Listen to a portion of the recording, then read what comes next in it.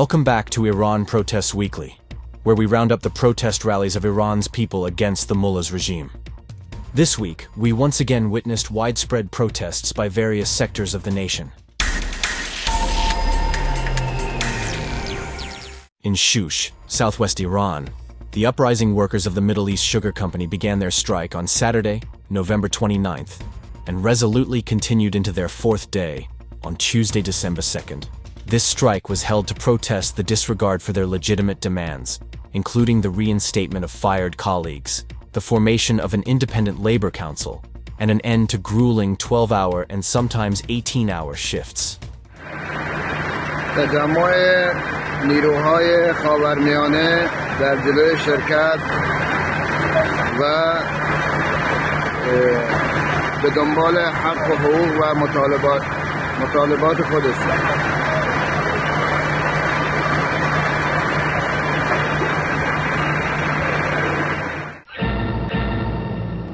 A little further away in Bandar Abbas, southern Iran, fed up and angry workers of the Madkush steel plant stopped work and went on strike on Sunday and Monday, November 30th and December 1st, protesting injustice, blatant discrimination, and months of unpaid wages.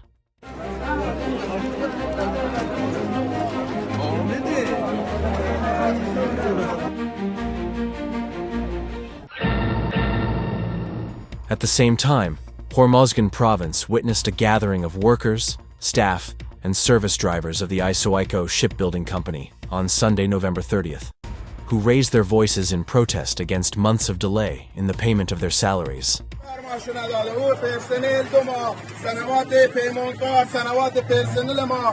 هیچ کدامشو نداده، نه پول سرویسون، هیچ مسئولیت بگیر نید توی استان. هیچ آدم خدا باخبری نید. ایکو همش به صندلی چسبیدن مثل دیگر مسئولین. آقای نماینده، آقای استاندار، آقای امنیت سیاسی، بیای به داد این مردم برسی. مادرمون دیگه به اذانش توی سند. کی تا بیای به داد این سند برسی؟ خواهش کنم ورود کنی. امروز هیچ که جواب نده، فردا بپرسی به این مسئولین همه تا بفهمین اینجا چه خبره. واقعا متاسفم برای مسئولین استان و خاک بر سر مسئولین اینجا. خدا لعنتتون بکنه انشالله. Keshem Island was also the scene of a strike by hundreds of refinery workers from the Star Electricity Company this past week. These workers halted operations starting on November 26th due to 4 months of overdue wages. In Mahshar, southwest Iran, hundreds of workers from the Exir Sanat Company staged a protest rally against the unjust dismissal of local workers, demanding the immediate reinstatement of their colleagues. اعتصاب کارگران اکسیر صنعت به علت اخراجی بومی‌های شهر بندر ماهشهر 5 جناح 404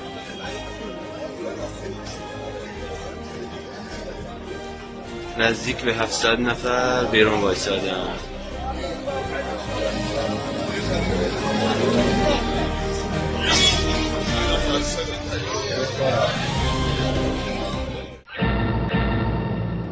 And in Elam, western Iran, laid-off workers from the multiple factories gathered in front of the regime's provincial governorate office to protest months of unpaid salaries and insurance premiums, a loud cry against injustice and plunder. During the past week, Social Security retirees in Ahvaz took to the streets and held a rally, protesting the high costs of living and the regime's lack of regard for their needs.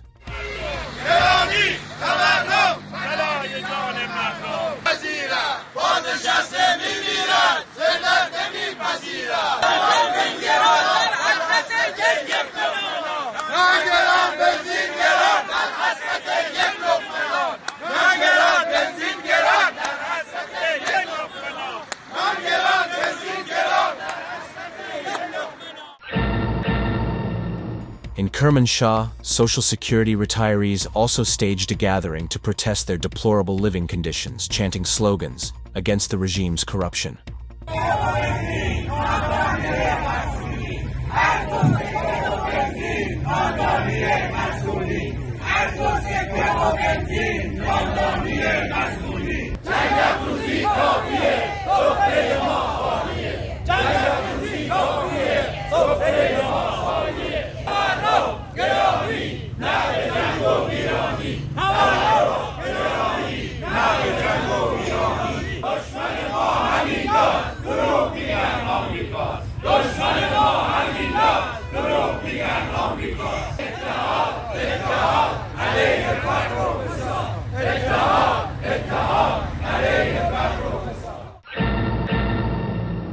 Retirees in Shush also demanded their lost rights in their protest march, with loud and resounding slogans against the regime's interventions in the region, which is coming at the expense of ordinary people in Iran.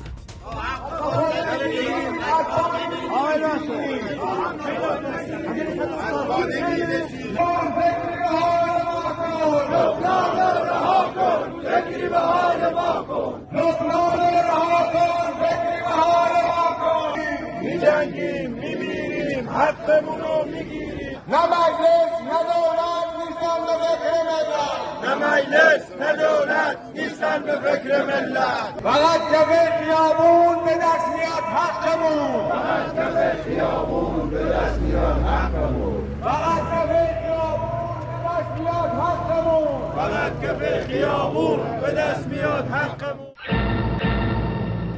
Isfahan also witnessed a large gathering of steel industry retirees. These retirees shouted their protest against their dire livelihood situation and the disregard for their legitimate demands.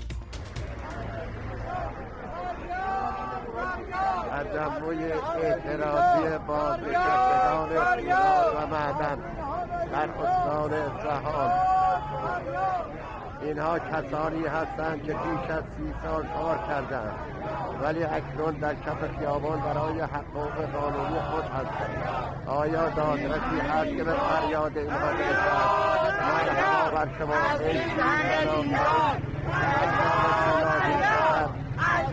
برای راستای خان خود در کف خیابان اینها خیابان را ترک نخواهند کرد و به حقوق قانونی خود برسند. In the capital, Tehran, on Sunday, November 30th, there was a massive presence of retirees who retired in the year 2022 from various cities across the country. They staged a rally and marched to protest the flawed implementation of the ranking plan. ماشاءالله ماشاءالله ماشاءالله ماشاءالله چه جمعیتی ماشاءالله ماشاءالله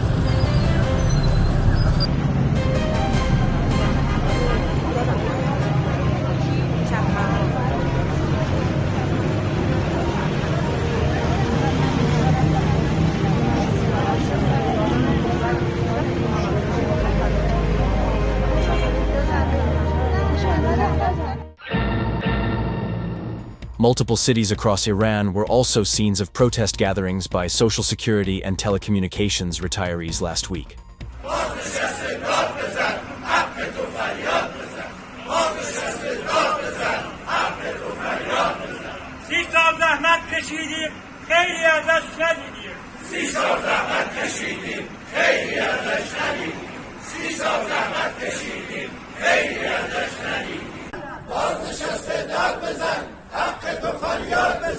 بازنشسته داد بزن حق تو فریاد بزن بازنشسته داد بزن حق تو فریاد بزن تا حقمون نگیریم از پا نمی‌نشینیم تا حقمون نگیریم از پا نمی‌نشینیم تا حقمون نگیریم از پا نمی‌نشینیم تا حقمون نگیریم از پا نمی‌نشینیم بنیاد جاری حق ما را خورده بنیاد تاون حق ما را خورده بنیاد تاون حق ما را خورده تا حق خود نگیریم از پا نمی‌نشینیم تا حق خود نگیریم از پا نمی‌نشینیم عدالتی ندیدیم از بس روح شنیدیم عدالتی ندیدیم از بس روح شنیدیم فریاد بازنشستگان از ظلم بی‌عدالتی فریاد بازنشستگان از ظلم بی‌عدالتی جعفرپور حیا کن به وعده‌هات وفا کن جعفرپور حیا کن به وعده‌هات وفا کن از بس دروغ شنیدیم یک روز خوش ندیدیم. از دروغ شنیدیم، یک روز خوش ندیدیم. این همه بی عدالتی هرگز ندیده ملتی. این همه بی عدالتی هرگز ندیده ملتی. برای رفع تبعیض عدالت، عدالت. برای رفع تبعیض عدالت، عدالت. In Tehran, victims of the King Money cryptocurrency fraud in front of the regime's Supreme Court. These 4,100 protesters, whose meager savings were plundered by the regime's agents years ago, are today demanding the return of their funds. امروز 9 آذر 1404 بچه‌های کینگ مانی دیوان عالی کشور. درود به شرف و غیرتتون.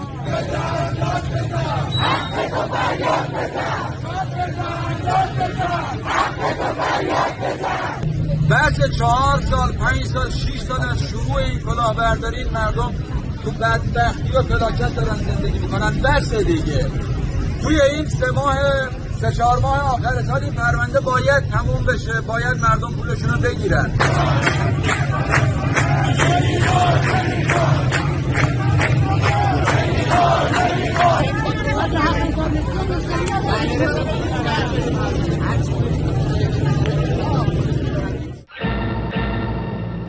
On Sunday, November 30th, in South Khorasan, victims of the Musavi lands fraud held a protest gathering against the looting of their assets by the regime's agents. ما به خاطر اشتباه چند ارگان دولتی و چند مسئول کچفهم و نفهم به این روز افتادیم. ما زیاده خواه نبودیم، طمع هم نکردیم. In Yazd, applicants for the Daneza National Housing Project gathered in front of the regime's provincial governorate office in the city to protest the delays and uncertainty surrounding the projects. Contractors of the General Administration for School Renovation in Khuzestan also gathered in front of the regime's provincial governorate in Ahvaz, protesting delays in payments and project implementation and calling for the corrupt Director General to resign.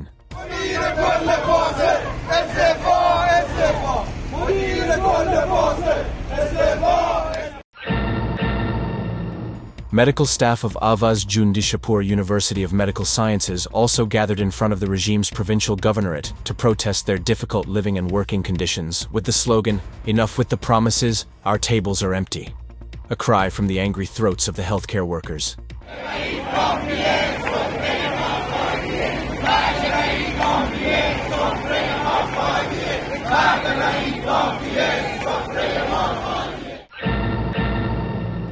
On Tuesday, December 2nd, Babel witnessed a strike by students of the Noshirvani University of Technology.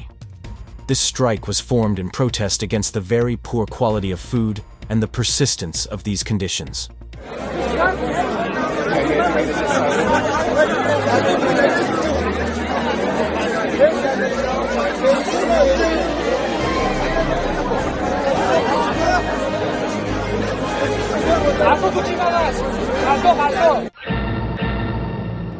Poultry farmers in Kermanshah and Fars provinces also staged gatherings and marches on Tuesday and Wednesday to protest the corrupt system of the regime's officials and the severe shortage of livestock feed. In Kermanshah, poultry farmers raised their voices of protest by blocking the streets.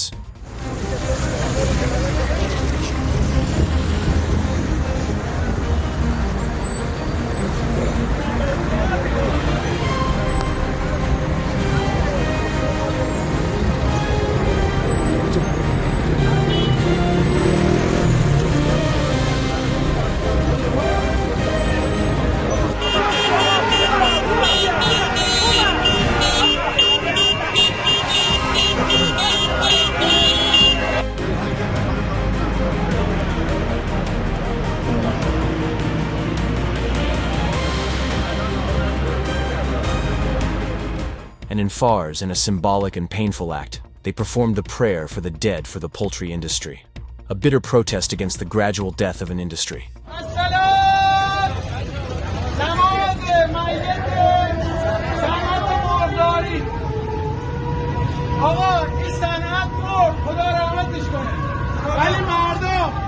مردم بدونن که اگر 2 ماه دیگه برای ماه رمضان گیر نایمد مقصرش کیه؟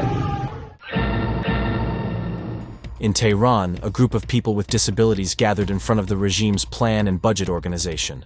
Throwing rotten eggs at the building and chanting slogans against discrimination, they made their protest against the meager pension of 14 million riyals heard by everyone.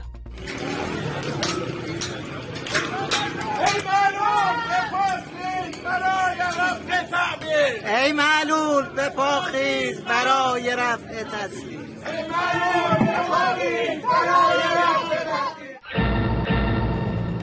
This marks the end of this week's edition of Iran Protests Weekly. Hoping that in this program, we have been able to reflect even a small part of the resounding voice of resistance and the unyielding will of the oppressed people of Iran. Follow the People's Mujahideen Organization of Iran on YouTube, Facebook, X, and our website.